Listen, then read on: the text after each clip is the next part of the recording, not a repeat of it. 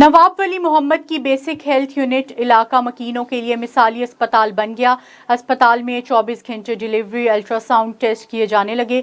इस सिलसिले में डॉक्टर नाइला ने मीडिया को बताया, हामला खवातीन के लिए 24 घंटे डिलीवरी के लिए अमला मौजूद है। हामला खवातीन की मुख्तलिफ टेस्ट के साथ दवाएं भी दी जाती हैं। दूसरी जानिब शहरी एक्शन कमेटी नवाब वली मोहम्मद के सदर यूसुफ रिंद ने हेल्थ डिपार्टमेंट से मुतालबा किया कि नवाब वली मोहम्मद अस्पताल कौमी शहरा पर कायम है। इमरजेंसी सेंटर ना होने की वजह से इम्कानी हादसे की सूरत में मरीज मौत के मुंह में चले जाते हैं, इसलिए इमरजेंसी सेंटर के साथ एम्बुलेंस भी दी जाए और अस्पताल के पार्क को बेहतर बनाने के लिए इकदामात उठाए जाएं।